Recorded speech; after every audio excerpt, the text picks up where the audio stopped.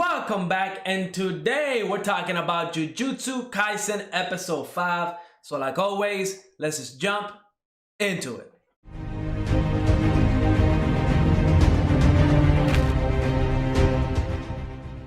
This episode was action-packed. I loved every second of it. We see Sakuna just wiping the floor with Fushiguro. Fushiguro thought everything was nice because the curse was gone thanks to Sakuna. But again, from last episode, we find out that Itadori cannot control Sakuna anymore. Sakuna is in 100% control of Itadori's body. He came out and he did a boss level move, okay? Taking his own heart out so Itadori would not be able to come back, because if he did, he would kind of, he would die, because again, he doesn't have a heart, human biology. It was a crazy move. Did not see that one coming. And he was kind of hoping that Itadori would be weak, because he had that weak moment. And I wouldn't even consider it weak, right? He is human. He had that emotional moment of he didn't want to die, right? He felt like he did not save enough people in this world. He wanted to do more. So of course he didn't want to die, right? I don't know exactly how old Itadori is. I'm guessing he's like 16, maybe 15. So yeah, he's still a kid going through all these problems, right? Fighting to the death with this insane curse inside of him and this other curse that just took his arm off. So yeah, it's normal human behavior for him to do that. And Sakuna saw that as a weakness, which he done messed up. But the fight between Fushiguro and Sakuna, if you can even call it that, because Sakuna was just wiping the floor, the sea, the sky. I mean, you name it, Fushiguro was tasting all of it, okay? Because Sakuna was just tossing Fushiguro all over the place. It was an awesome fight. The animation was crisp. I liked it. It was awesome. But yeah, it was really a one-sided fight. It was an awesome fight. But yeah, Fushiguro didn't even stand a chance. Awesome fight. And we see at the end, right between whenever Fushiguro decided to let all his little pet curses go so they wouldn't be killed and stuff like that, he did something, and I'm guessing that has something to do with his life energy. Maybe it would have given him a huge power up, but it would have cost him like his life or some type of life force. We see that Sakuna recognized what it was, and he was happy, when he did it. So I'm guessing Fushiguro was willing to bet all of it in order to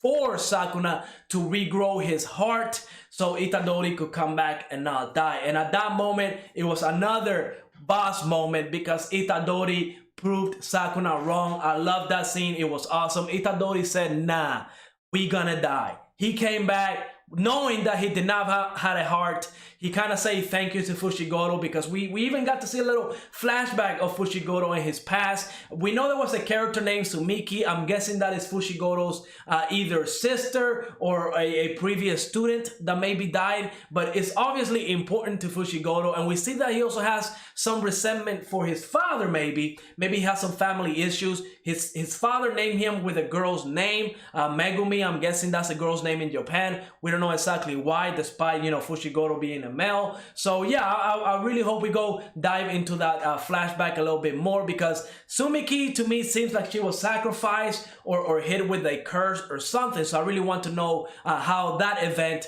shaped Fushiguro. But yeah, Itadori came back, said thank you to Fushiguro. Kind of wish that he could see Gojo and Kugisaki again, but he has to do what he has to do. He came back, blood went everywhere, and what looked like him dying, it happened. Now, of course, this is your shonen anime. I didn't believe for 1 second that Itadori was going to be gone. I know he's gonna come back, and that's where we jump into this mysterious character that's walking around Tokyo. He's talking to this 3 different curses about some type of plan, right? We see that mysterious person had one of the fingers from Sakuna, and he gave it to somebody as a test subject to maybe test the power. He called it, a failed experiment. I'm guessing he's going after Itadori, because Itadori so far is the only one that can consume those fingers and make use of the curse 100% without having any side effects, what it seems like, right? Now, he also said something very interesting at the end, right? Where in order for the curses to kind of replace humans, because they believe to be the actual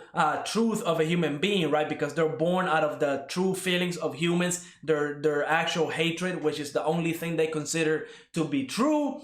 So they want to replace the humans, create this war, and in order to do that, they will have to, of course, get rid of all the Jujutsu sorcerers. That means Gojo, which that mysterious character said that Gojo is the most powerful one out there. And, you know, it kind of checks out because he did say that he could beat Sakuna. So, you know, who knows? But I really wish we could get to see Gojo go 100% full out, because that will probably be an awesome fight. Now, this episode, they kind of set up the future arc that we are about to get. It seems to be like a tournament arc where we're going to get the Kyoto and Tokyo Jujutsu Tech Academies, kind of doing like a tournament arc in between teams and individuals. I would love to see how Itadori is going to perform in this. Again, at the end of the episode, they hinted that Itadori is not dead. In fact, that's the second condition that the curses need in order to succeed in their war. They need to some way, somehow get rid of Gojo, and they need to bring Itadori / Sakuna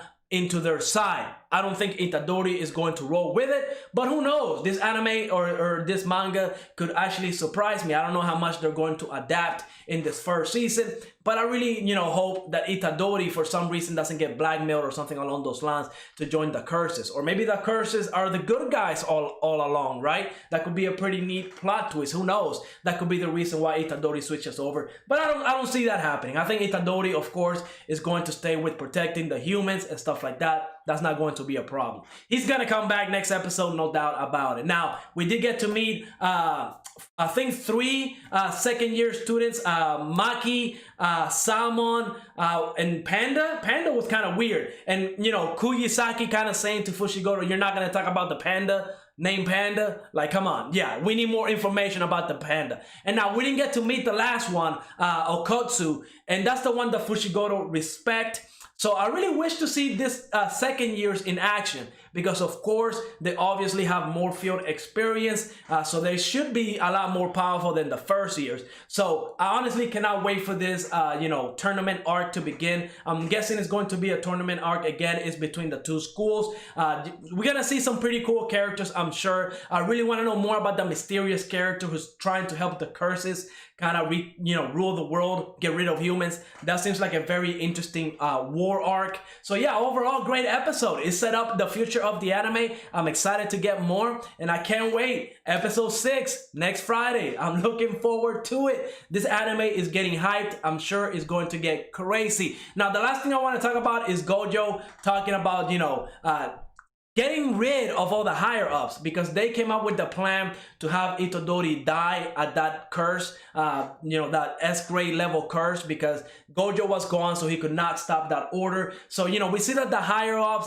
they only care about their goals, right? They really want to get rid of Sakuna and the fingers. So, you know, the plan that they had, right, where Itadori would eat all the fingers and then they will kill Itadori. That way the Sakuna curse will be done and over with. They really don't care about that. They just want to get rid of as many fingers as they can right now. They're not really thinking long term. So Gojo was thinking about taking them out. Maybe that's another future arc. Overall, I mean, this episode set up so many different ways this anime can go. It's absolutely amazing. But let me know what you thought of this episode in the comments down below. And like always, go ahead and leave a like, subscribe, and I will see you on the next episode.